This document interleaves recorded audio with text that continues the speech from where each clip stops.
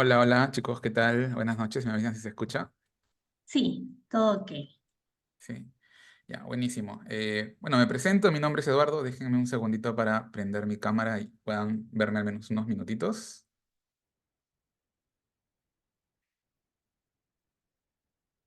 Ay, no sé si se ve.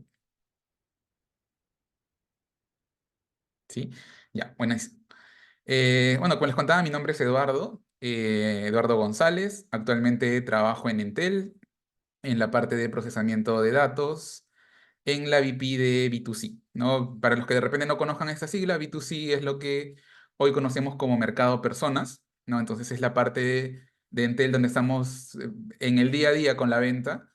Y por esta misma realidad, una de las VPs o de las gerencias que tiene mayor necesidad de utilizar información, ¿no? En temas de datos ya tengo también algún tiempo interesante, ¿no? Viendo distintas tecnologías, viendo cómo han cambiado las cosas a lo largo de estos años, ¿no? Cómo el mundo cloud ha venido a movernos a todos un poquito el piso, ¿no? Lo cual es bastante interesante. Y el día de hoy les voy a contar un poquito sobre Databricks, ¿ya? Entonces, la idea de este workshop es que todos nos vayamos con una idea de qué es Databricks, qué lo hace tan interesante de cara al mercado, ¿ya? Y que luego también lo podamos ver con un pequeño laboratorio ya en código, para que podamos ver en vivo cómo funciona la herramienta y si realmente hay alguna diferencia marcada con respecto a otras tecnologías que de repente eh, estemos usando o estemos de repente en miras a ser utilizadas, ¿ya?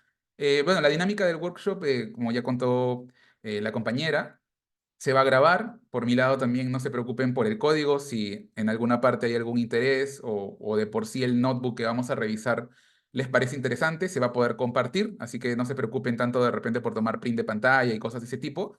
Se va a compartir el dataset, se va a compartir el notebook para que ustedes lo puedan replicar en cualquier momento, conforme ya tengan el tiempo o el interés de profundizar un poquito más en la herramienta. ¿Ya? Entonces, vamos a comenzar con una breve PPT, no muy larga para que esto sea lo más didáctico posible y luego pasar al notebook. ¿Ya? Ahí me avisan si se ve la PPT.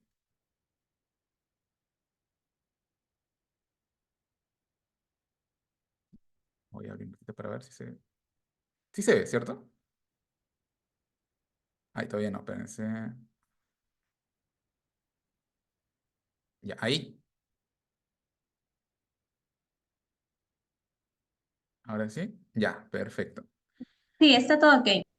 Ya, buenísimo. Entonces, lo primero que tenemos que tocar antes de iniciar con Databricks, de repente para los que son nuevos o los que no son tan nuevos, es conocer tres nombres que existen en el mercado con respecto al mundo cloud, ¿no? Tres grandes nombres que de una u otra forma probablemente ya estemos familiarizados porque estos tres grandes fabricantes no solamente nacieron como un vendedor cloud, sino que realmente nacieron con otros productos paralelos y luego decidieron ingresar al mundo cloud, ¿no? Entonces, de estos tres grandes nombres que ya probablemente los hayamos escuchado son Azure, ¿no? Que viene de Microsoft, ¿no? Bill Gates, Windows, Office, ¿no? Productos que de una u otra forma todos en algún momento hemos interactuado. Azure es esa unidad cloud que proviene de Microsoft. Google, ¿no? La unidad cloud, que como vemos también tiene un grueso de productos, probablemente Gmail, YouTube sean algunos de los que vamos a recordar con mayor cercanía. Y también tenemos a AWS, ¿no? AWS, para los que de repente no conocen las siglas, ¿no? Proviene de Amazon Web Service. Y en verdad es una empresa que también está relacionada al Amazon.com que nosotros conocemos en la parte de compras, ¿no? Entonces vienen de la misma familia, obviamente tienen una historia súper interesante. eh, y a la fecha estas son las tres nubes más grandes que existen en el mercado.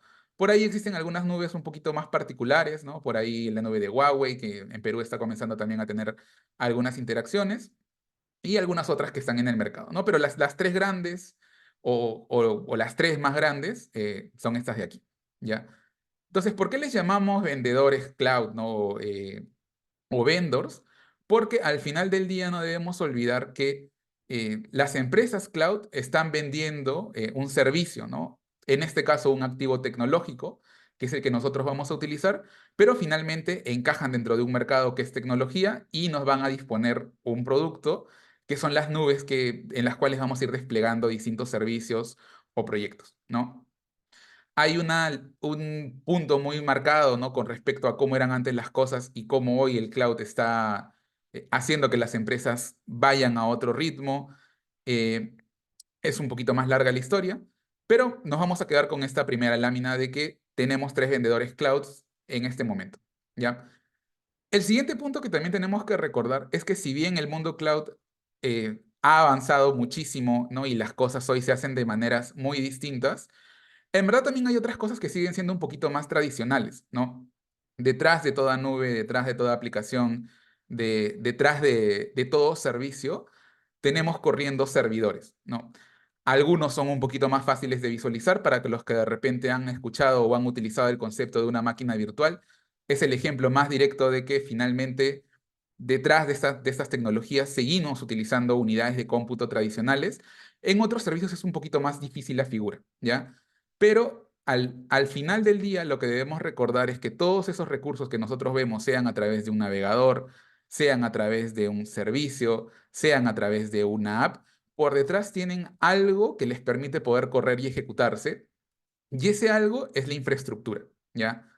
La infraestructura está formada, como les contaba, por servidores. Haciendo el ejemplo más sencillo, si pudiéramos poner lo más cercano a un servidor con lo que hemos interactuado nosotros es nuestra laptop, ¿no? O nuestra computadora de casa.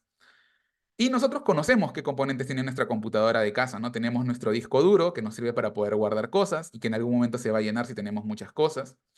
Tenemos nuestro CPU, que nos va a ayudar a poder hacer las tareas más pesadas o más demandantes. Y también tenemos la memoria RAM, ¿no? La memoria RAM que nos permite poder tener muchas aplicaciones abiertas y también tener una sensación de agilidad o de velocidad, ¿ya? Estos componentes que los conocemos durante muchísimo tiempo y con los cuales hemos interactuado en distintos momentos, incluso probablemente hoy al momento de comprarte un celular también revisas cuánto storage tiene, qué procesador le han puesto, cuánta memoria tienen, son la base de la unidad de cómputo, que significa que estos servicios, ¿no? Y estas tecnologías de una u otra forma van a consumir estos recursos para poder hacer la función que necesitan, ¿ya? Un pequeño punto aparte es la GPU, ¿ya? A veces nos preguntamos, oye, ¿por qué siempre hablamos de disco duro, de procesador, de memoria, y en temas de datos no se habla tanto de GPU, ¿ya? La explicación simple o la explicación corta es que muchos de los algoritmos realmente durante mucho tiempo no han tenido la necesidad de utilizar la GPU como tal, ¿ya? La GPU nació con un fin un poquito más específico. Probablemente los que les gusten los videojuegos van a saber que la GPU es una parte fundamental para poder armar un setup gamer, pero un grueso de algoritmos y de tecnologías durante mucho tiempo no han utilizado la GPU, ¿no? Por eso es que normalmente no se toca tanto, pero a la fecha ya hay tecnologías que están buscando también aprovechar al máximo este poder de cálculo que ofrecen las GPUs, ¿ya? Entonces nos quedamos con que eh, al final de todas las cosas que nosotros veamos, ¿no? Por más de repente tecnológicas o por más que de repente no estemos viendo el trasfondo, recordar que igual la tecnología requiere esas unidades de cómputo para poder operar, ¿ya? Y eso nos lleva ahora sí al tema de hoy que es Databricks, ¿ya? Entonces, ¿qué es Databricks? Databricks es una plataforma integral para data y analítica que puede correr sobre los diferentes vendors de la nube, ¿ya? Por eso es que comenzamos explicando que habían tres vendors y también explicamos un poquito de que existen esas unidades de cómputo. Entonces, Databricks como tal es un producto de que no lo vas a poder instalar en tu computadora, no va a correr en un modo local, sino que es una plataforma que se asocia a estos vendedores para poder ser desplegados, ¿ya? Originalmente, si mal no recuerdo, el primer vendor con el cual Databricks trabajó fue Azure, ¿no? Por eso es que tienen una relación bastante cercana, pero a la fecha se puede desplegar también sobre las otras nubes, ¿ya? Entonces, y también tenemos otros dos datos interesantes, ya que a lo largo del tiempo vamos a ver que se repiten y que tienen también un punto, valga la redundancia, bastante curioso, ¿ya? Entonces, Databricks o la empresa que funda Databricks fueron los creadores originales de lo que es Apache Spark, ¿ya? Y para los que de repente se preguntan, ¿qué es Apache Spark es un framework de programación para procesamiento de datos, ¿ya?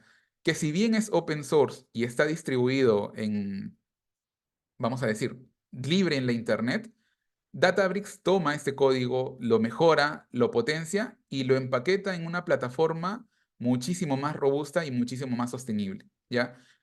Esta tendencia la vamos a ver también con otras tecnologías, ¿no? Hasta un cierto punto ustedes van a ver que el software libre se mantiene libre hasta un cierto punto, pero llegado a un grado de madurez o llegado a un grado de adopción, cuando ese software libre termina aportando muchísimo y termina convirtiéndose en, en un punto de cambio, si lo quieren ver, van a aparecer plataformas que van a tomar esa versión y la van a llevar a un siguiente nivel, ¿ya? Hoy tenemos, por ejemplo, a Kafka con Confluent, ¿no? Tenemos a Anaconda para los que de repente han utilizado en su momento la versión libre de Anaconda. Anaconda hoy trabaja muy de la mano con Snowflake, ¿no? Y eso es bueno, ¿no? Porque se libera un producto gratuito que le sirve a toda la comunidad y eventualmente cuando ese producto avanza a un siguiente nivel, también se va a poder ofrecer a través de una plataforma corporativa, ¿ya? Que obviamente va a venir con un costo asociado, pero también con un conjunto de ventajas que son importantes para el mundo corporativo, ¿ya? Ahora, ¿qué más debemos recordar antes de tocar Databricks, ¿no? Porque a veces, de repente no aquí o sí, ¿no? Muchos de nosotros hemos utilizado y seguimos utilizando a la fecha tecnología tradicional, ¿no? De repente en nuestra empresa estamos corriendo un Oracle, estamos corriendo un SQL Server, estamos corriendo un Postgres. De repente las empresas más chiquititas estarán corriendo un Python con un CSV y basta, vamos bien, estamos contentos y decimos, oye, realmente yo no necesito un avance tecnológico. Y puede ser que esto sea cierto, ¿ya? Puede ser que realmente para el nivel de operación que necesita tu empresa o para el caso de uso que tú necesites, la tecnología que estás adoptando es la correcta y está súper bien, ¿ya? Pero también es importante entender que con el tiempo, tanto el hardware como el software van a avanzar indudablemente, ¿ya? Yo creo que un ejemplo muy tangible es la evolución que hemos tenido en las consolas, ¿no? Por eso es que ahí ponía esta imagen para que podamos ver que realmente en un corto plazo la tecnología ha avanzado y avanza en esos dos componentes, ¿ya? Si nosotros recordamos la PlayStation 1, de repente algunos van a recordar que corría una cantidad de bits, ¿no? Si revisan las especificaciones van a recordar que tenía muy poquita memoria y eso finalmente se traducía en una cantidad de polígonos que podía renderizar y también en una capacidad de lo que podía ofrecer a nivel de videojuego, ¿ya? Pero cuando ambas, tanto hardware como software, comienzan a avanzar a lo largo del tiempo, lo que va a ocurrir es que esto se va a potenciar, ¿ya? Y el mensaje de esta lámina es que la tecnología en la parte de datos también va a avanzar en esos dos frentes, ¿ya? En este caso, Spark, que vendría a ser el software, procesa la información de una forma diferente a como hoy lo puede hacer un motor tradicional, ¿ya? Y a la vez la cantidad de recurso computacional que hoy le podemos ofrecer a ese tipo de herramientas también es completamente diferente. Ya para que se lleven una analogía, hace muchos años una máquina con 32 gigas de RAM era considerada un servidor, ya un servidor empresarial. Hoy 32 gigas de RAM tranquilamente lo pueden tener la mayoría de nosotros en nuestra casa, ¿ya? Entonces, cuando ambas evolucionan, ¿no? Y cuando ambas se encuentran en algún punto, lo que nos van a dar son capacidades diferentes. Entonces, efectivamente, la tecnología que hoy puede correr, ¿no? Y que hoy puede ejecutarse, sí difiere de algunas otras plataformas, ¿no? Como les contaba, un SQL Server, un Oracle, un Postgres, están construidos sobre una arquitectura, sobre una forma de cómo utilizar los recursos, ¿no? Sobre una forma de cómo ese software va a poder explotar ese hardware y hay otras tecnologías que lo van a hacer de una manera diferente, ¿ya? Entonces, Databricks tiene este conjunto de cosas, ¿no? Va a utilizar hardware más potente, ¿no? Ofrecido dentro de esas nubes, con un software que también hace las cosas de manera diferente, ¿ya? Y este es un pequeño ejemplo, bien a grosso modo, para que ustedes se puedan dar una idea de cómo un algoritmo puede cambiar en el tiempo, ¿ya? Realmente es bastante más profunda la explicación, pero en algún momento a mí también me dieron esta explicación y me pareció bastante didáctica, ¿ya? Los dos grandes algoritmos que hoy vamos a encontrar, ¿no? Y que están formando esta revolución en cómo procesar la data son la parte de MPP o procesamiento masivo paralelo y también los frameworks de Big Data, ¿ya? Entonces, imagínense este ejercicio, ¿ya? Imaginemos que alguien nos da este primer cuadradito de aquí y pone todos estos números. y uno de nosotros tiene que hacer la suma total de ese cuadrado de información, ¿ya? Probablemente si a mí me piden hacerlo, lo que yo voy a hacer es que voy a recorrer, ¿no? 410 más 157, lo guardo, digo, 410 más 157, 567. Más 109, de ahí ya se me complica, ¿no? 567 más 109, 600, ya, y voy ahí perdiendo hasta que en algún momento lo pueda calcular, ¿ya? Pero finalmente yo me voy a ver obligado a intentar hacer todo este cálculo en un solo tramo, ¿ya? Lo cual podría estar bien, ¿no? Ahora, de repente viene una persona que tiene muchísima mejor retención que yo en memoria y que tiene de repente muchísima facilidad con la aritmética, y esa persona va a poder hacer este cálculo de una forma un poco más rápida, ¿ya? Si lo trasladamos a un algoritmo tradicional o a una base de datos tradicional, eso es lo que obtendríamos al incrementar la potencia del hardware que tenemos, ¿no? Un cálculo puede ser ejecutado más rápido si mejoramos las condiciones donde ese cálculo se va a hacer, ¿no? Y ese era un poco el approach que siempre hemos venido teniendo, ¿no? Oye, necesito más memoria, necesito más RAM, de repente necesito más procesador, pero el algoritmo base mantenía el mismo de intentar calcular todo eso de golpe, ¿ya? Pero dentro de los nuevos algoritmos existe algo que es, y que probablemente también nosotros lo hemos hecho, el cual es dividir el cálculo en etapas para que esto sea mucho más llevadero. Entonces, ahora imaginemos que en vez de intentar ser una persona haciendo este cálculo, somos cuatro personas, nos dividimos ese tablero y cada uno de nosotros va a intentar hacer estos cálculos de manera individual, ¿ya? Probablemente cada uno de nosotros va a terminar muchísimo más rápido. Y si luego nosotros, o tomamos a una quinta persona, y le pedimos que nos ayude a hacer la suma de las cuatro partes, el resultado va a ser mucho más rápido, ¿ya? Ese es, a modo muy resumido y a gran escala, lo que está ocurriendo hoy con los frameworks de Big Data y de procesamiento paralelo, ¿no? Básicamente es un divide y vencerás, ¿no? Obviamente, muchísimo más tecnológico y más profundo de lo que esta analogía puede hacer, pero el mensaje es de que sí hay algo que cambia en la forma de cálculo, ¿ya? Y finalmente, al cambiar este algoritmo, nosotros vamos a tener una ganancia en potencia, una ganancia en velocidad, teóricamente en simplicidad, pero eso es un poquito debatible, ¿ya? Porque finalmente eh, estas tecnologías también nos traen algunos retos y si bien es bastante más amigable que lo que podíamos encontrarnos algo, no, yo no diría que la simplicidad es realmente el mejor de sus atributos, ¿no? Obviamente sí es mucho más sensible y de repente más escalable, pero igual va a implicar ciertos cuidados como con toda tecnología, ¿ya? Entonces, el mensaje es que la tecnología nueva, algunas de ellas, ¿ya? Porque, por ejemplo, algunos me podrán decir, oye, en mi empresa hemos pasado de Oracle 11 a Oracle 19c. De repente sí también viene con algunas mejoras, pero no tan radicales como sí va a ocurrir con otros productos en el mercado que diseñan una tecnología desde cero o de por sí cambian el paradigma y mantienen el producto original y por otro lado tienen un producto con mejores prestaciones o con una forma diferente de trabajar, ¿ya? Entonces, ¿qué es Databricks? Para ir recordando, Databricks es una plataforma, se puede desplegar en cualquiera de las tres nubes, ¿ya? Ejecuta una versión mejorada de Spark, ¿ya? El cual a su vez tiene por detrás un algoritmo diferenciado contra lo que podían ofrecer tradicionalmente los motores de cálculo, ¿ya? Y por último, y creo que esta es finalmente la gran ventaja que nos trae Databricks, porque algunos de ustedes podrán decir, oye, si Spark es de código abierto y finalmente yo también veo que la unidad de cómputo, o sea, una memoria, un procesador y un CPU, yo lo puedo armar, ¿por qué mejor no yo me armo mi servidor y me pongo Spark y me pongo a trabajar? Lo cual es completamente válido, ¿ya? Y eso va al último punto que hace atractivo a esta herramienta, y no solamente a eso, sino algunas que también vamos a ver en tendencia, lo cual es que se comporta como un ecosistema, ¿ya? ¿Qué significa eso? Que Databricks, y como vamos a ir viendo con las distintas versiones, no solamente va a buscar atacar una parte del problema, sino que va a tratar de resolver varias aristas que a lo largo de los años en la parte de ingeniería de datos han generado dolores de cabeza en distintos puntos, ¿ya? Entonces, un ecosistema es cuando nosotros tenemos varias cosas conectadas y que pueden resolver la totalidad de un problema o que vamos a decir que van en armonía, ¿ya? ¿Cuál es un buen ejemplo de algo que funciona como un ecosistema y que finalmente hace nuestras vidas muy, muy práctico, un celular, ¿no? Si a cualquiera de nosotros nos dijeran, oye, ¿qué te llevarías al trabajo? Sin duda, probablemente el grueso de nosotros escogeríamos un celular.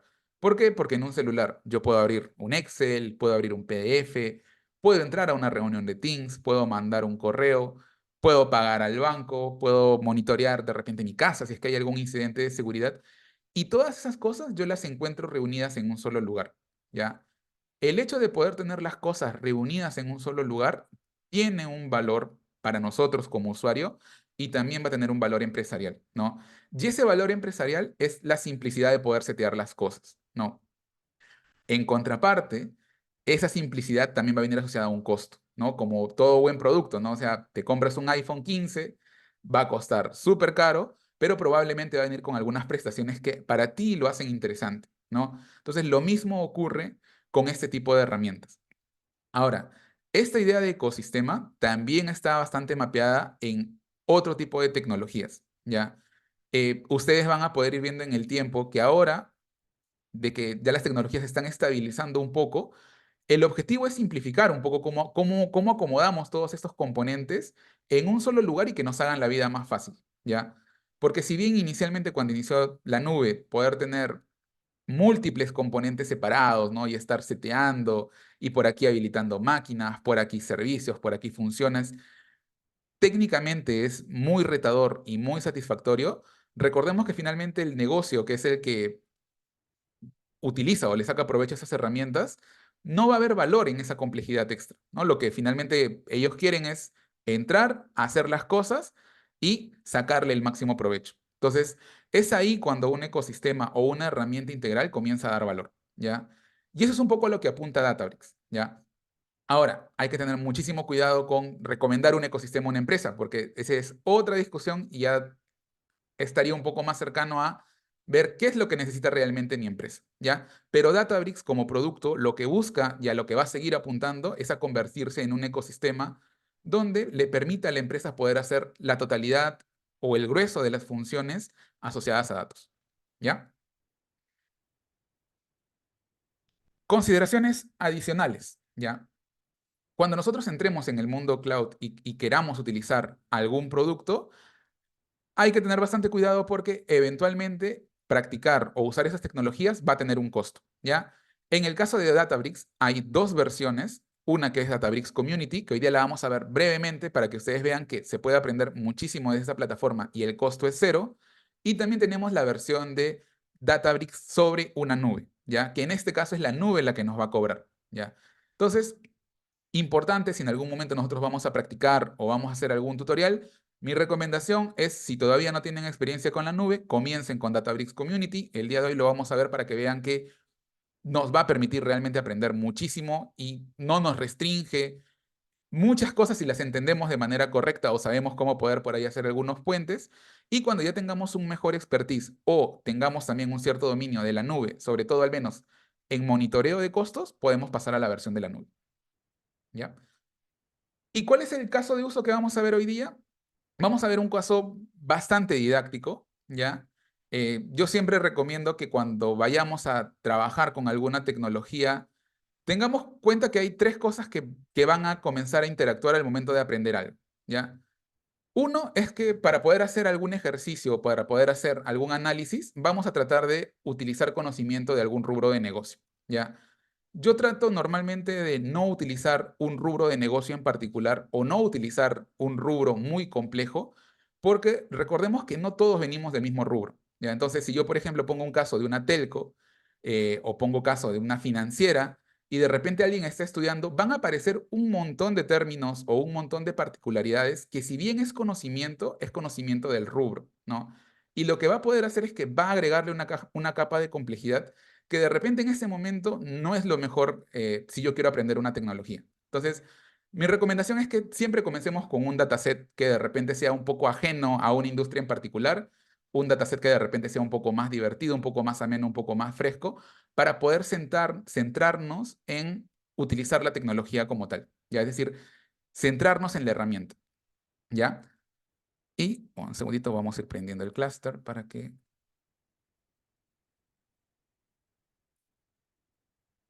ganar unos minutitos. Un segundito.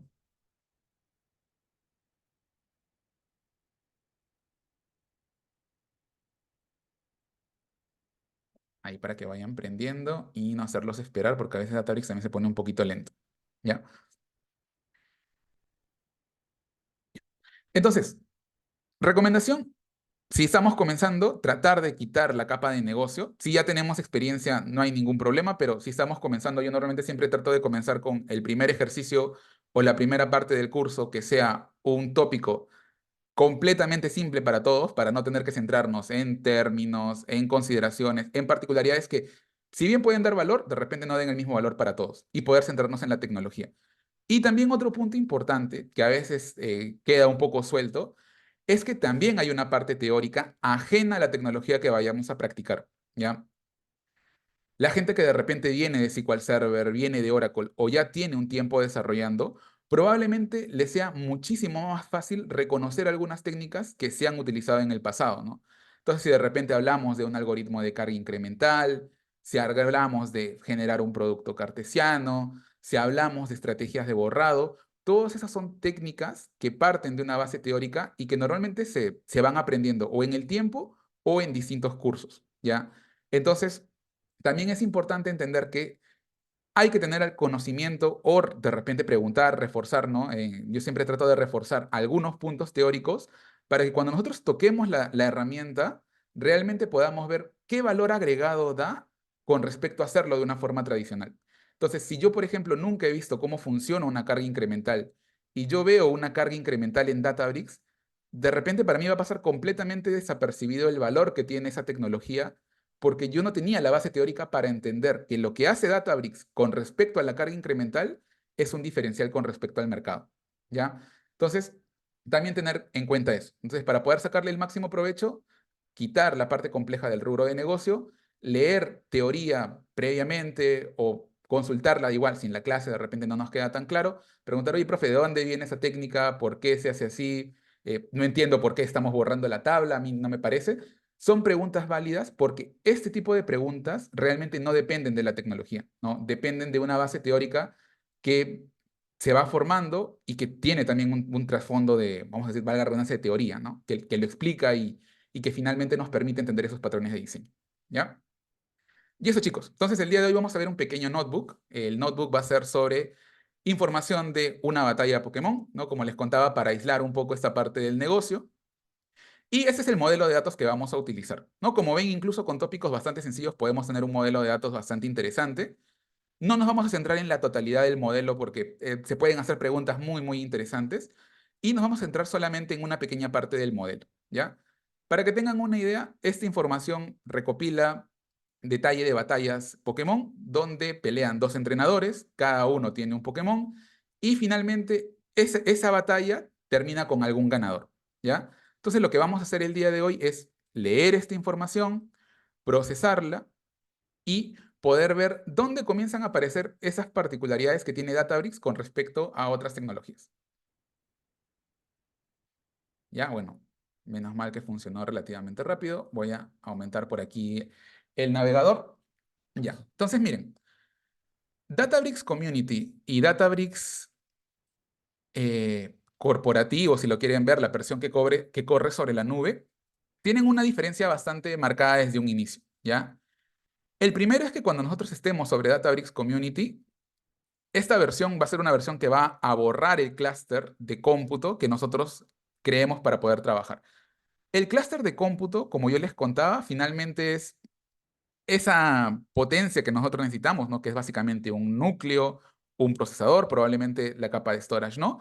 Y que habilita a Databricks para poder comenzar a hacer cálculos, ¿ya? Entonces, ese clúster, imagínenlo como una parte de su computadora, los dos componentes más importantes, procesador y RAM, que van a dotar de la potencia a Databricks para poder comenzar a hacer una operación o un trabajo, ¿ya?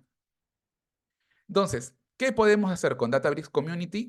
Muchísimo. Podemos practicar, podemos ejecutar, incluso vamos a ver que podemos crear los repositorios con la principal desventaja que este clúster se va a eliminar cada cierto tiempo. Pero si nosotros entendemos bien qué es lo que buscamos hacer con este clúster, replicar nuestros ejercicios no debería ser complejo, ¿ya? Por otro lado, la versión corporativa, ¿no? La versión pagada, hace que ese clúster no desaparezca, ¿ya? ¿Qué significa? Que esta unidad de cómputo va a estar activa. Tenemos que tener algunos cuidados al momento de configurarla. Siempre se recomienda comenzar por un clúster pequeño para que no consuma demasiado costo y, sobre todo, muy importante, poner alguna política de apagado, ¿ya? Recuerden que la nube nos va a cobrar muchas veces por el tiempo que esté prendido un recurso. Entonces, si nosotros no tenemos el cuidado respectivo, probablemente una de las primeras cosas que vamos a aprender es que la nube te va a cobrar, ¿ya? Entonces, y es un aprendizaje bueno, pero mientras sean 10, $15 no hay ningún problema, ¿no? No creo que nadie quiera luego pagar $80, $100, porque simplemente estaba queriendo probar una nueva tecnología, ¿ya? Entonces, vamos un poquito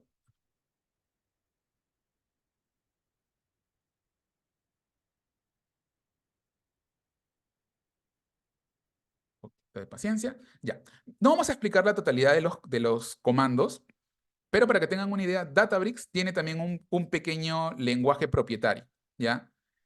Algunos tendrán alguna cierta cercanía porque se parecen a algunos comandos que hemos visto en Linux y efectivamente por ahí va el tema, ¿no? Es como una versión propietaria donde nos permite ejecutar ciertos comandos. En este caso el comando rm va a permitir eliminar una carpeta y los comandos mkdirs nos van a permitir crear un directorio, ¿no? Entonces en este caso yo estoy creando dos directorios, un directorio para poder guardar data y un pequeño directorio para poder guardar una imagen, ¿ya? ¿Con qué objetivo? Con el siguiente objetivo, ¿ya? Ya, miren. Aquí va a ocurrir algo bastante interesante. Lo que estamos haciendo en este primer punto, para setear nuestro notebook, y para que vean que con un concepto muy sencillo podemos ir viendo cosas interesantes, es que nosotros le estamos haciendo una petición a una URL, ¿ya? Esta URL nos va a devolver una respuesta, la cual nosotros luego vamos a transformar en bytes y vamos a poder desplegar a través de una imagen, ¿ya? Ahora, ¿qué es lo interesante de aquí? Muchas de las cosas que nosotros hacemos en la parte de ingeniería de datos tienen, si lo podemos poner en resumen, el componente de transferencia, ¿ya? El grueso de las cosas que se terminan haciendo en ingeniería de datos es mover información del punto A al punto B, del punto B al punto C, ¿ya? Entonces, algo que vamos a hacer aquí de manera muy práctica para que vean que la información también se transfiere es que esta imagen la vamos a guardar en una cadena y esa cadena la vamos a guardar en un fichero TXT dentro de nuestras rutas de Databricks. Ahora, ¿para qué hacemos esto de aquí?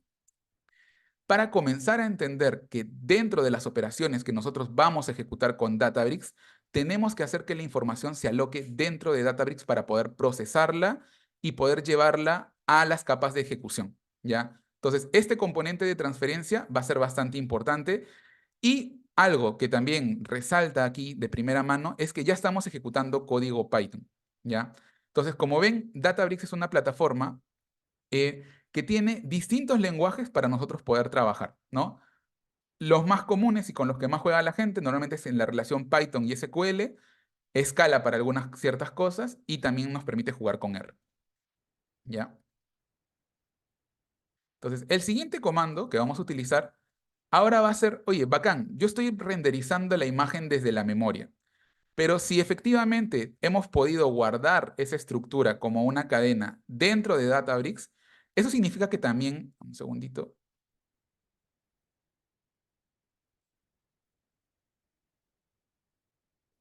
deberíamos poder hacerlo a la inversa. ¿Qué significa? Que si yo ya guardé ese fichero, también debería poder consumirlo, ¿no? Entonces, en este primer punto, lo que estamos haciendo es comprobando algo que es bastante bueno siempre hacer con todas las herramientas, es cómo funciona la conectividad, ¿no? Entonces, yo he hecho una petición y he extraído data de un punto A y lo estoy llevando al punto B, ¿no? Y la forma de poder confirmar que realmente existió esa transferencia es que luego yo realizo una operación en este punto B y si la puedo llevar de manera correcta, que es volver a renderizar la imagen, significa que efectivamente el dato ya está dentro de mi entorno, ¿ya? Entonces, lo que hemos logrado con esto es poder ver que la información se ha podido transferir desde la web, se ha transformado en una cadena, ya ha llegado a las instalaciones de Databricks, ¿no? En este caso, a esta unidad de disco que es un DBFS, ¿ya? Que luego vamos a conversar un poquito más. La siguiente parte, ya comenzamos un poco a trabajar con la información, ¿ya? Esta ruta a la que vamos a apuntar es una ruta de GitHub, ¿ya? Yo he trabajado distintas formas de poder leer la data porque dije, de repente por ahí el laboratorio no sale tan bien. Así que van a ver que he puesto bastantes formas de poder leer la información, ¿ya? Pero algo que a mí me parece bastante práctico es que si nosotros tenemos un repositorio de GitHub y finalmente lo vemos como un punto de conocimiento, podemos guardar ahí datasets que sean de nuestro interés, ¿no? Entonces, en este caso, yo he guardado 6 ficheros, ¿ya? Que a mí me llaman la atención, que tienen justo este dataset que vimos para el modelo de datos. Y lo que ahora yo voy a hacer es procesar estos ficheros. Esperemos no se caiga porque hace rato estaba ahí con GitHub un poquito problemático. Pero vamos a ver que vamos a comenzar a extraer esta información y nuevamente a llevarla al entorno de Databricks, ¿ya? Porque recuerden que para poder comenzar a hacer las operaciones tenemos que tener el dato dentro de nuestro ecosistema, ¿ya? Entonces lo que yo estoy haciendo es que estoy recorriendo una lista de archivos, me estoy yendo a GitHub, estoy obteniendo ese contenido y lo estoy guardando dentro del entorno de Databricks, ¿ya? Aquí se guarda en un formato .parquet. Realmente eso es por comodidad, lo podíamos también haber guardado en otro tipo de formato. Para los que de repente tengan alguna curiosidad, es que en este mundo de las nuevas tecnologías existen distintos formatos con propiedades mejoradas para poder tratar la data, ¿ya? Normalmente hay dos formatos con los cuales nosotros interactuamos mucho, que son el formato CSV y el formato TXT, y también el formato JSON, pero también tenemos formatos que están un poco más optimizados para la lectura de datos, ¿no? Y dentro de esos formatos, Parquet es el que tiene probablemente mucha relevancia y como vamos a ver luego, va a tener una particularidad adicional, ¿no? Entonces, aquí lo que hemos hecho es llevar la información de fuera de nuestro entorno a nuestro ecosistema. Entonces ya estamos con la data dentro de Databricks, ¿ya? Aquí puse otro método, no lo voy a explicar, igual se los voy a dejar en el notebook, ¿ya? El cual es poder transformarlo en una cadena directamente, ¿ya? Y ese tipo de particularidades nos va a servir siempre y cuando nosotros queramos sacarle mucho uso a Databricks Community, ¿ya? Algo que vamos a ver es que ciertas operaciones que involucran disco en Databricks licenciado no van a ser tan sencillas o incluso van a ser restrictivas. Entonces, si nosotros entendemos bien cómo fluye la información, podemos hacer diferentes ejercicios apoyándonos en Databricks Community, ¿ya?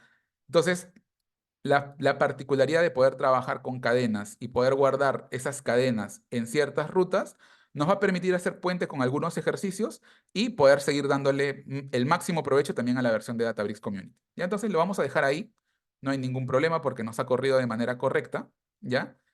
Y también algo que puede generar a veces un poco de confusión y que lo vamos a ver un poquito más adelante, es, por ejemplo, este caso de aquí, ¿ya? En este caso, yo estoy también trayendo la data, pero la estoy trayendo con una librería que probablemente todos conozcamos, que es Pandas, ¿ya? Y ahí es donde a veces comienzan a generarse algunas confusiones, porque digo, oye, si yo tengo Databricks, ¿no? ¿Por qué está corriendo por detrás una librería tradicional o una librería que no tiene que ver con el mundo Spark, ¿ya? Porque recordemos que finalmente Spark es una parte de la solución, ¿ya? Y van a haber problemas que probablemente para mí sean muchísimo más atractivos poder resolverlos con otra librería, ¿ya? Entonces, ese mix de poder combinar la potencia de Spark para poder resolver ciertos cálculos y librerías que de repente ya están construidas sobre Python y que pueden ayudar a otros problemas es lo que hace muy atractivo, ¿no? La facilidad en la cual estos dos lenguajes o más lenguajes puedan interactuar entre ellos. Entonces, si por alguna razón, ya imaginemos, yo me tuviera que conectar a una base de datos Oracle o una de base de datos muy rara, y ese conector no existe en Databricks o el conector de Databricks es bastante tedioso, yo podría apostar por utilizar alguna otra librería y una vez que esa parte que mi herramienta no lo contempla o que simplemente no es la más eficiente para esa labor en particular, habiendo terminado, lo regreso al ecosistema de Databricks, ¿no? En ese caso, la primera estructura, que era un data frame, era un data frame basado en pandas, ¿ya? Y la siguiente estructura va a ser un data frame basado en Spark. Entonces, ¿eso qué significa? que si bien la tecnología nos va a permitir procesar cada uno con una librería diferente, en algún punto las tenemos que homologar porque no terminan siendo la misma estructura. ¿Ya? Ambas se van a ver como tablas, ambas van a permitir operaciones, pero no terminan siendo la misma estructura. Entonces, a veces cuando nosotros escuchamos siempre el concepto de data frame, lo asociamos mucho a pandas, ¿no? Pero en verdad el concepto de data frame, yo a veces prefiero llamarle malla, ¿no? Porque es una malla de datos. Esa malla va a ser devuelta o puede ser devuelta por distintas librerías con distintas propiedades diferentes, ¿ya? Entonces, en este caso, si esto, por ejemplo, lo hice porque en el momento en el que hice el laboratorio, por alguna razón GitHub no estaba queriendo devolver la data con este método y lo probé con Pandas y sí devolvió. Entonces dije, si por plan B en el laboratorio no funciona, bueno, Pandas, que estás ahí, danos una mano. ¿Ya? Pero en este caso vamos a seguir con el ejercicio original porque ha funcionado de manera correcta. ¿Ya? Y ahora vamos a pasar a leer la información que hemos guardado. ¿Ya? Entonces, nosotros en el primer paso hicimos la transferencia de los 6 archivos que estaban en mi repositorio hacia las estructuras que ahora están aquí dentro de Databricks, ¿ya? Y como vimos, esto es importante y eso es básicamente algo que vamos a hacer todos cuando trabajemos con data, es que yo tengo que llevar el dato al lugar donde lo voy a procesar, ¿no? Si tu empresa trabaja en Oracle y tú tienes N fuentes, o tu empresa está en SQL Server y tú tienes N fuentes, en algún punto de la historia tú vas a ver que uno de los pasos más importantes es llevar la data al lugar donde yo tengo la mayor cantidad de información o la capacidad de poder procesar. De nada me sirve tener un dato aislado, un dato lejos. Entonces, ¿qué es lo que estamos haciendo aquí? Estamos buscando centralizar la data, ¿ya? Estamos buscando centralizar para poder procesar, ¿ya? Entonces, en este caso, dado que ya tenemos nuestra información cargada, la estamos leyendo desde el formato Parquet, ¿no? Que como vimos es un formato bastante óptimo para este tipo de operaciones. Y luego vamos a pasar, a un segundito, a esta parte de aquí, que es bastante interesante, ¿ya? Si yo, por ejemplo, reviso alguno de estos data frames, vamos a revisarlo.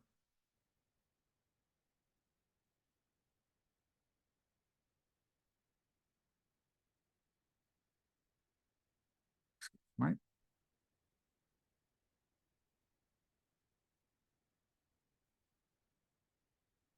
Lo que yo tengo es la data, ¿no? Perfecto, puedo ver la data de cada uno de mis data frames, ¿ya?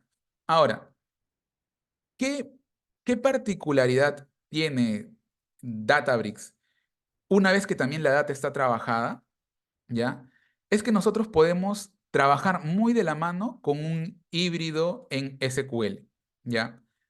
Muchas de las transformaciones básicas van a ser bastante legibles desde un data frame, ¿no? Si, por ejemplo, yo quiero hacer un select, un filtro, pero vamos a ver que en el tiempo, una de las cosas bastante útiles de SQL es la flexibilidad que tiene como lenguaje, ¿ya? Nos permite trabajar con transformaciones muy complejas. Entonces, algo que podemos hacer es convertir estos data frames en tablas temporales, ¿ya? Entonces, ¿qué es lo que nos va a permitir que estos data frames se transformen en tablas temporales? Es que nosotros vamos a poder ejecutar consultas sobre la data, ¿ya? Ahora, algunos me dirán, oye Eduardo, pero ¿qué atractivo tiene que yo pueda hacer una consulta sobre la data? Es que, primero, si tú ya tienes conocimiento sobre SQL, llegado a este punto, toda esa ganancia de conocimiento va a poder ser aplicable, ¿ya? Y segundo, es que SQL y la forma como SQL nos ha permitido trabajar la data sigue siendo bastante legible y bastante fácil de interpretar, ¿no? Para los que de repente tienen un poquito más de experiencia, si nosotros vemos un create, un drop, un truncate, un insert, va a ser bastante reconocible qué es lo que está buscando ese patrón de diseño. Entonces, la capacidad de poder llevar toda nuestra operación al lenguaje SQL con un nivel de legibilidad bastante alto va a ser también bastante atractivo. Nos va a permitir manipular la información de una manera muy, muy práctica. ¿Ya? Entonces, tenemos nuestra data. Vamos a crear, creo que aquí el esquema ya está creado. Un segundito. ¿Ya? Y aquí comienza a ocurrir una particularidad. Vamos a crearlo como un esquema 2. ¿Ya?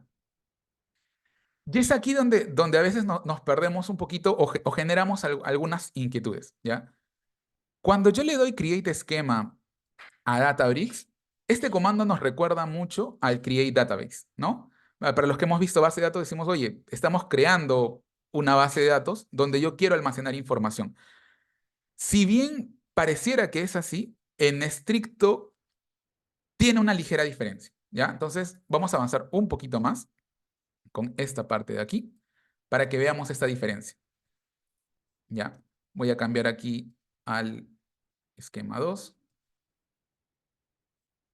Ya.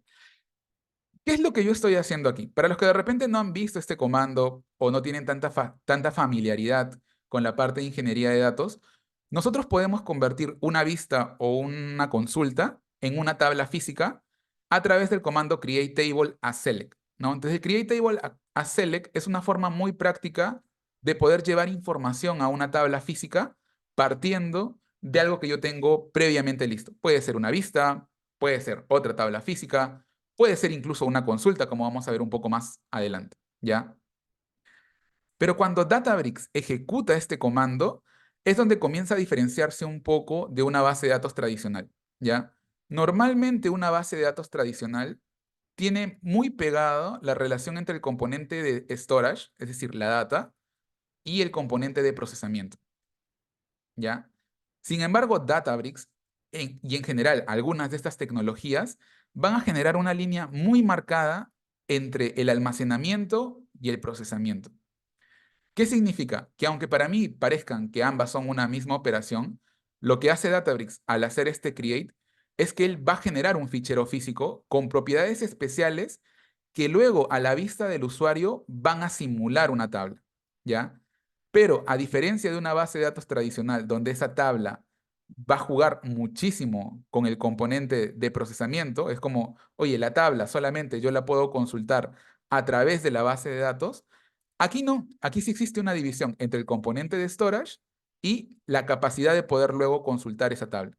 Entonces, lo que nosotros vamos a ver una vez que se crea esto de aquí, voy a ponerme por aquí un ratito,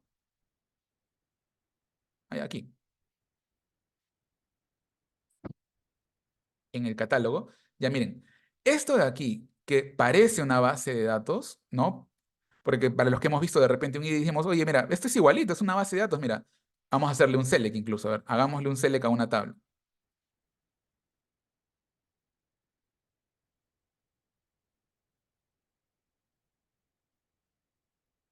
¿No? Entonces, miren, funciona un select. A ver, hagámosle un where.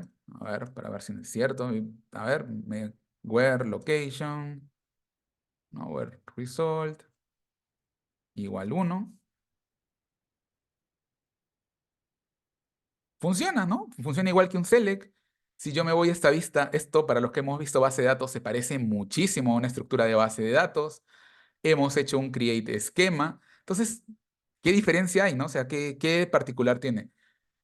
La particularidad es que en estricto, cuando nosotros hemos hecho este create, se ha generado un fichero físico en un formato particular, ¿ya? Un formato llamado Delta, que valga la redundancia también es un formato libre, impulsado por el equipo de Databricks. Este formato es muy particular porque contiene algo que durante mucho tiempo fue, vamos a decir, un deseo de todas las personas que hemos querido programar. Un archivo plano, un archivo CSV, un archivo TXT tienen algo que es la simplicidad de poder manejarlos, ¿no? Todos los que hemos en algún momento trabajado con alguna solución, probablemente en un primer punto el archivo CSV o el archivo TXT tienen muchísima simplicidad, ¿no? Son la elección por defecto para un caso de uso simple, ¿ya? Pero tienen un problema, que no pueden mantener integridad en el tiempo o es muy difícil de mantener integridad, ¿ya? Pero por otro lado, la base de datos tradicional es muy buena manteniendo integridad, ¿no? Nos permite poner restricciones, nos permite poner constraints, nos permite actualizar la data, nos permite de repente eliminar un solo fragmento.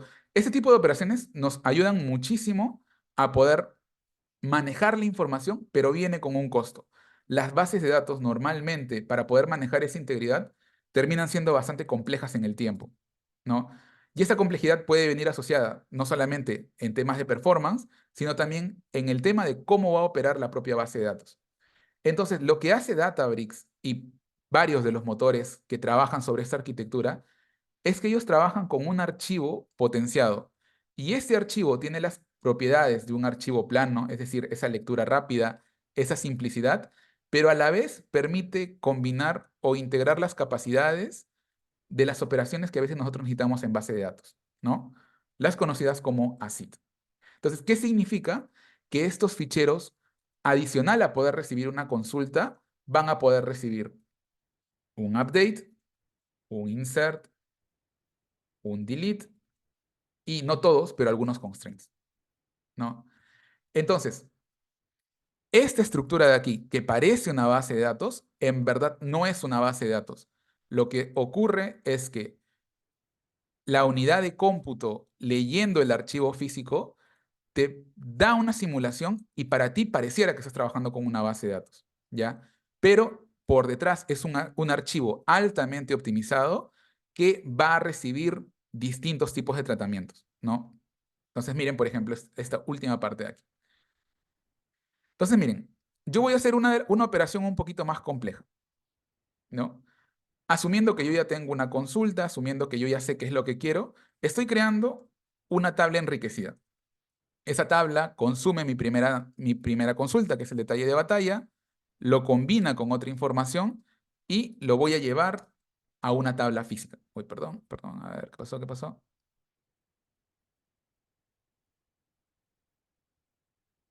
A ver, segundito. Ah,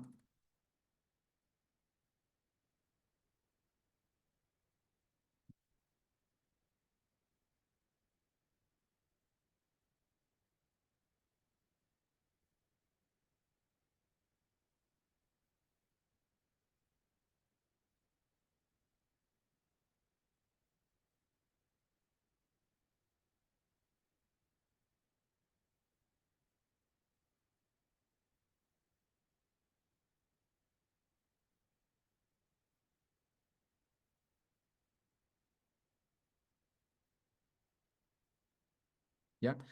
Y esta tabla también luego la vamos a poder consultar,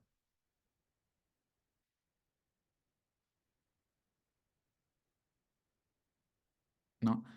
Entonces, esta capacidad de poder trabajar de una manera muy directa con estos archivos, darnos en el front la capacidad de poder manejar consultas SQL y a la vez poder seguir manteniendo mucho del conocimiento que podíamos operativizar a través de las sentencias SQL, son los que le van dando estas propiedades a la plataforma de ser bastante atractivas, ¿ya?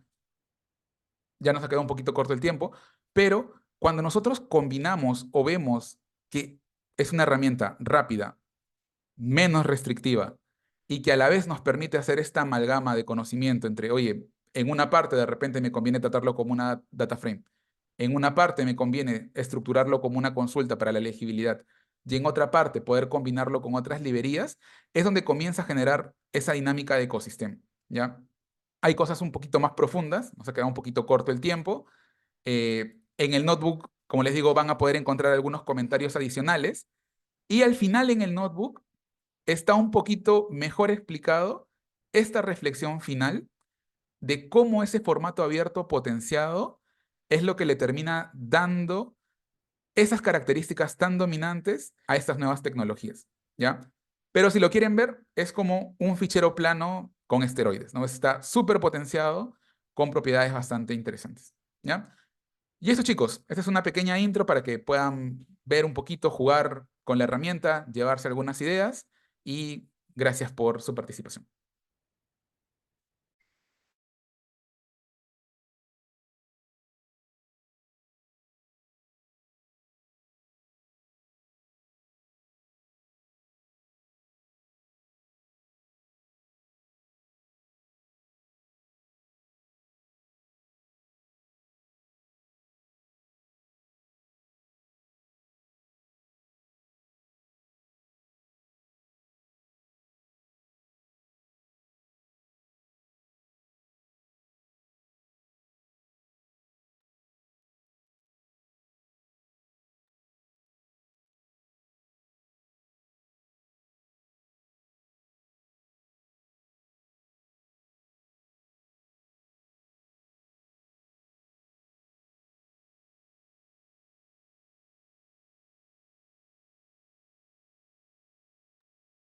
Hola chicos, buenas noches. A ver si tienen alguna consulta o duda con el instructor.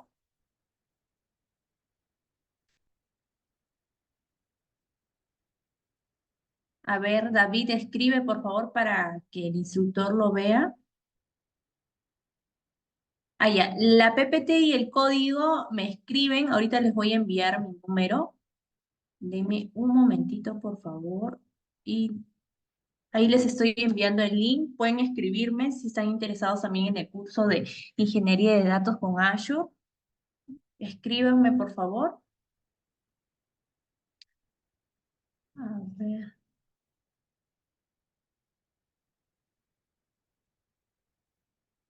Eduardo, ahí tienen consultas.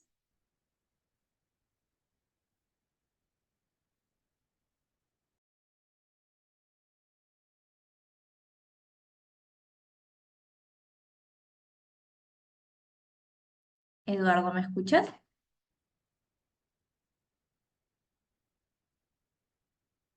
Ah, perdón, estaba en mute. Estaba Sí, respondiendo. Ah, ya, disculpen. ya, ya, ahí Sí, te escribe David. sí. Delta Lake es un formato, bueno, no propietario, pero es un formato que tiene propiedades ampliadas, ¿ya? Eh, Realmente, Delta Lake es un formato un poco complejo de configurar si lo quieren hacer en modo local, no es tan sencillo. Yo sí recomiendo que si van a usar Delta Lake, sea sobre alguna plataforma oficial. Si ustedes en algún momento intentan instalarlo en una computadora local, van a notar bastantes complejidades. Delta Lake hay muchísimo por hablar porque tiene varios niveles de configuración y es bastante delicado, pero si lo quieres llevar en resumen, es un tipo de formato, ¿ya? Similar a como tenemos un CSV, un TXT, un .xlsx, es un tipo de formato, ¿ya? Databricks no tiene un lenguaje como tal. Vamos a decir que por detrás quiero creer que se escala, pero no estoy completamente seguro. Pero lo que te da en el front es un mix de lenguajes, ¿ya? Lo que sí es que no te puedes escapar de los cuatro lenguajes que hemos visto aquí, ¿ya? Entonces tienes la particularidad de poder trabajar con Python, SQL, Scala y R, ¿ya? Pero de manera tradicional, los dos que más se utilizan son Python y SQL. Y normalmente se utiliza Scala para un tema de optimización, pero yo creería que los tres luego se traducen a una capa propietaria por debajo, ¿ya? Con respecto al clúster en Docker, sí puedes ejecutar Spark en un clúster de Docker, es bastante sencillo, por así decirlo, siempre y cuando tengas ya un cierto manejo de Docker y ahí podrías hacer algunos laboratorios. Pero ojo que lo que vas a encontrar en el clúster de Docker difiere muchísimo de lo que vas a ver en la plataforma tal cual, ¿ya? O sea, en el clúster de Docker vas a ver una pantalla no tan amigable y va a haber mucha configuración que se va a tener que hacer por línea de comando, ¿ya? Obviamente te ahorras todo el gasto de tener que estar invirtiendo en pagar la licencia de la nube o cosas de ese tipo, pero vamos a, si decirlo, te vas a llevar bastante más económico. Con respecto a la data de 20 gigabytes, yo creería que va a depender un poco de la estrategia de datos, ¿ya? No es tan grande el volumen, así que Databricks lo va a poder trabajar de manera correcta. Igual algo que sí va a ocurrir en casi toda empresa es que se recomienda hacer una marcha blanca, ¿ya? Es un poco difícil estimar cuál es el clúster que va a funcionar bien con ese archivo. Por ejemplo, si tú me dices, oye, es un archivo de 20 gigas cada semana, chévere, pero es completamente distinto de repente tener que leer un archivo de 20 gigas cada hora, ¿no? Entonces, lo que se recomienda siempre es una prueba de concepto, ¿no? En esa prueba de concepto, lancemos el archivo, llevemos la herramienta al límite, veamos cuánto nos cuesta y con eso también podemos evaluar alternativas, ¿ya? Buenísimo. Sí, van a haber partes del lenguaje, si lo configuras en el Docker, que va a ser por terminal, ¿ya? Igual aquí, como bien comentas, hay algunos códigos que nos hacen recordar a la terminal, pero no son el grueso de comandos. No necesariamente tienes que saber Python para poder matricularte, pero sí al menos tener algunas nociones de repente de SQL, de cómo poder tratar la data, ¿no? Igual que como en esta clase, normalmente yo siempre trato de recordar un poquito de teoría porque a veces nos olvidamos de profundizar en los fundamentos. Entonces yo siempre trato de igual remarcar los puntos y si algún estudiante tiene dudas, lo revisamos, ¿no? Pero no es necesario saber como tal Python para poder manejar Databricks. Pero sí se recomienda tener alguna interacción previa con algún lenguaje de programación, ¿no? Para que no sea tan brusca la curva de aprendizaje. Y eso, chicos, muchas gracias por sus preguntas, han estado súper buenas y gracias también por la participación. Gracias, Eduardo, por estar con nosotros el día de hoy. Te agradecemos un montón. De todas maneras, nos estamos viendo. Eh,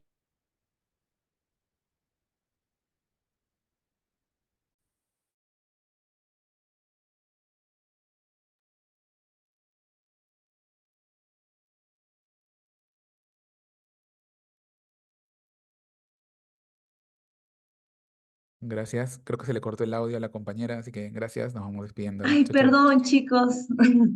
Estaba en mute. Perdón, chicos. Muchas gracias, Eduardo, por estar con nosotros. Gracias a todos los que están conectados. Los que sí, chicos, les estoy enviando el link de mi WhatsApp.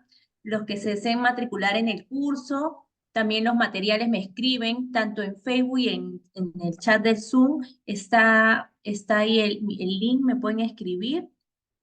Así que también no se olviden, chicos, realizar la encuesta de satisfacción del instructor para que lo puedan calificar, ¿sí?